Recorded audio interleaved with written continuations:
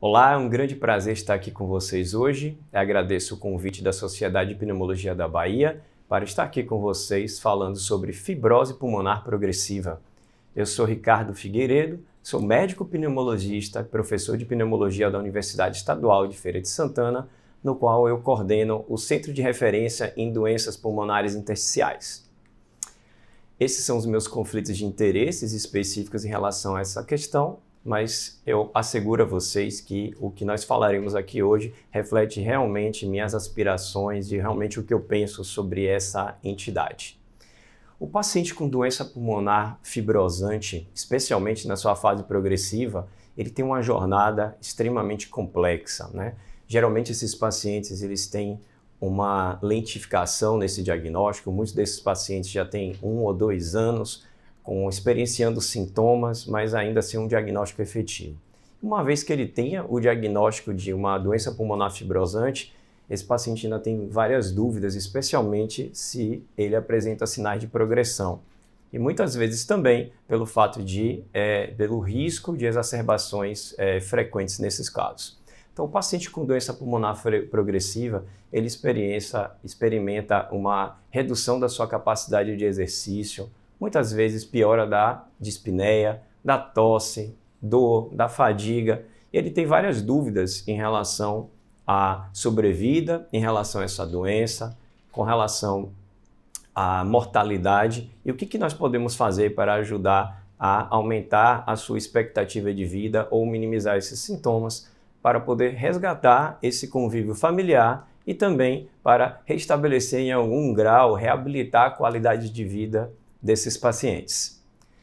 A fibrose pulmonar progressiva, na verdade, apesar de ter sido um conceito novo, publicado agora na Associação Americana de Tórax, no Congresso da Associação Americana de Tórax, e publicados no nosso Blue Journal em maio desse ano, ela não é um conceito também tão novo assim. Nós já sabemos que as doenças pulmonares intersticiais elas podem progredir e que o fenótipo fibrosante progressivo é uma característica relativamente comum entre os pacientes com doenças pulmonares intersticiais. Excetuando-se a fibrose pulmonar idiopática, que ela é inexoravelmente progressiva, algumas das doenças pulmonares intersticiais elas podem ou não progredir. Em algumas dessas DPIs, alguns pacientes podem desenvolver realmente esse fenótipo progressivo. Isso é especialmente comum na esclerose sistêmica, na artrite reumatoide e nas pneumopatias intersticiais fibrosantes do tipo pneumonite de hipersensibilidade crônica.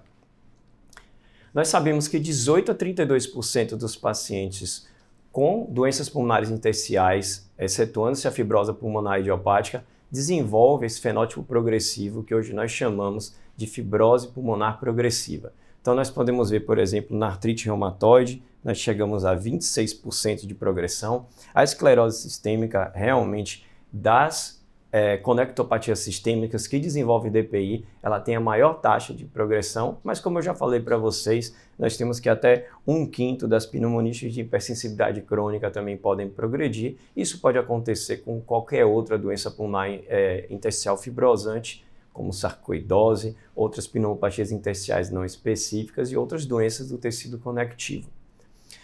O que seria, na verdade, progressão? Essa progressão ela é avaliada na esfera radiológica, na esfera clínica e também na esfera funcional. Então vamos entender o que acontece. Por exemplo, nós temos um paciente com um padrão de provável pneumopatia intersticial usual, e nós vemos aqui que num primeiro momento, em A e em B, nós temos esse paciente onde nós observamos opacidades reticulares com algumas bronquiolectasias de tração nos campos posteriores dos lobos inferiores, certo? E aqui em C e D nós vemos esses pacientes após 12 meses, onde eu tenho, na verdade, maior profusão dessas opacidades com espessamento de septo interlobular, e aqui fica bem claro a maior profusão das áreas de bronquiolectasia de tração. Isso também fica mais claro aqui nos seios costofrênicos bilaterais. Esse paciente, por exemplo, com um quadro também de fibrose pulmonar progressiva, mas já com outro padrão de pneumopatia intersticial não específica, perceba que eu já tenho espessamento de septos interlobulares, mas com mais vidro fosco de permeio. Isso acontece também predominante nos campos inferiores bilaterais, tá certo? Aqui nós temos já algumas áreas de bronquiolectasia de tração que eu destaco aqui para vocês e realmente, após um ano, nós observamos a progressão desse quadro com diminuição das opacidades em vidro fosco e nos segmentos também posteriores dos lobos inferiores, nós já vemos realmente uma maior proliferação das bronquiolectasias de tração, inclusive algumas áreas que já sugerem redução de volume.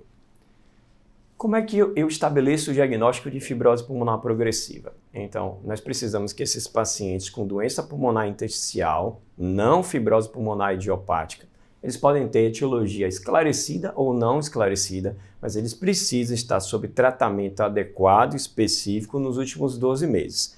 Então, a fibrose pulmonar progressiva é estabelecida por 2 dos 3 critérios abaixo. O primeiro é declínio funcional absoluto da capacidade vital forçada maior ou igual a 5% ou da capacidade de difusão de monóxido de carbono acima de 10%.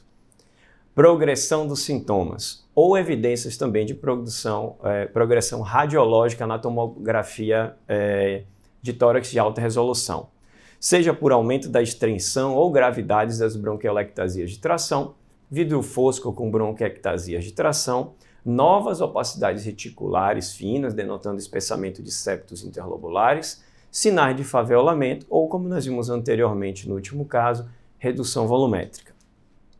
Quais são os pacientes que estão sob maior risco de progressão a despeito do tratamento?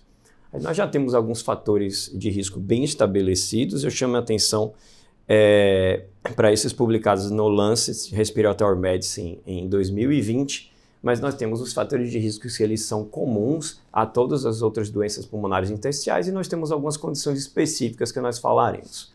Sobre os fatores de risco gerais, nós temos o padrão de pneumopatia intersticial usual. Realmente o padrão PIL ele está associado a um risco de progressão maior do que os padrões de pneumopatia intersticial não específica ou, por exemplo, outros padrões, por exemplo, fibrosantes. A presença de bronquiolectasias ou bronquiectasias de tração, especialmente se verificadas em mais de 3 campos pulmonares, pacientes que têm rápida deteriorização clínica da doença, isso é importante nos pacientes com conectopatias sistêmicas, principalmente nos primeiros 2 anos, aquele paciente que não teve resposta ou regressão após a terapia inicial, presença de alterações genéticas como síndrome dos telômeros curtos, ou pacientes com idade avançada merecem realmente uma monitoração mais próxima. Nós temos alguns fatores de riscos específicos também, especialmente na esclerose sistêmica, idade avançada, curso da doença mais curto, aqueles pacientes que estão nos primeiros 2 anos da doença, a etnia afro-americana e a presença de doença do refluxo gastroesofágico, tão importante no acometimento esofágico dos pacientes com doença cutânea difusa. Na artrite reumatoide, nós temos que ter atenção especial ao tabagismo e também na artrite reumatoide esclerose sistêmica pela extensão da doença na tomografia de tórax. E na PH crônica, a ausência de um antígeno identificado, um afastamento efetivo e também na idade avançada. Vamos falar um pouco mais sobre esses padrões agora. Primeiro, que nós temos que reconhecer nesses pacientes é um padrão estritamente relacionado à progressão, que é o padrão de pneumopatia intersticial usual. Então, esses pacientes com padrão PIL, eles terão na tomografia sinais de faveolamento, destacado aqui pelas setas nos segmentos posteriores dos lobos inferiores bilaterais. Vocês vejam, na verdade, cistos pulmonares que compartilham a mesma parede e aqui nós temos já sinais de empilhamento desses cistos. Então, se eu tenho, na verdade, reticulado, espessamento septal com presença de cistos de faveolamento, isso denota o padrão de pneumopatia intersticial usual. E também outro padrão que tem se dado bastante bastante atenção nos últimos anos é a presença de bronquiolectasias de tração. Isso acontece naquelas áreas de fibrose, principalmente quando já há sinais de redução de volume. Então vocês veem com bastante clareza essas opacidades de via aérea ectasiadas, mais evidentes aqui com essas imagens de trilho de trem.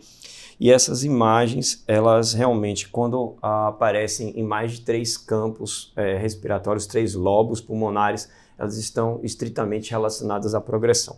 Então, tenham bastante atenção com bronquiectasias e bronquiolectasias de tração. Às vezes as reconstruções volumétricas podem ajudar bastante a identificá-las e elas são um marcador de progressão. E com relação ao tratamento, é muito importante entender esse fenótipo progressivo da doença da fibrose pulmonar progressiva, porque nós sabemos que numa fase inicial da doença, nós temos um tratamento muito importante. No caso da PH crônica, nós temos que sempre buscar afastamento de antígeno, tratar o processo inflamatório relacionado à autoimunidade. Então, nós sabemos que numa fase inicial da fibrose, esses aspectos são inespecíficos e relacionados à inflamação, mas também já com lesão celular e a atividade fibroblástica. Mas nessa fase tardia, onde eu tenho uma perpetuação da fibrose e progressão da doença, nós precisamos realmente considerar, reavaliar outras formas de tratamento anti-inflamatório específicas, imunossupressores, ou também considerar antifibróticos, porque nesse momento eu não tenho mais um componente inflamatório tão importante, e o que nós temos é ativação, na verdade, de fibrócitos, de fibroblásticos, com formação de miofibroblásticos, e os focos fibroblásticos, que são muito importantes na perpetuação desse processo de fibrose, onde eu tenho uma deposição de matriz colágena irreversível e progressão tanto radiológica quanto clínica dessa doença. Então, eu gostaria de agradecer a atenção de vocês e me colocar à disposição para maiores esclarecimentos. Muito obrigado.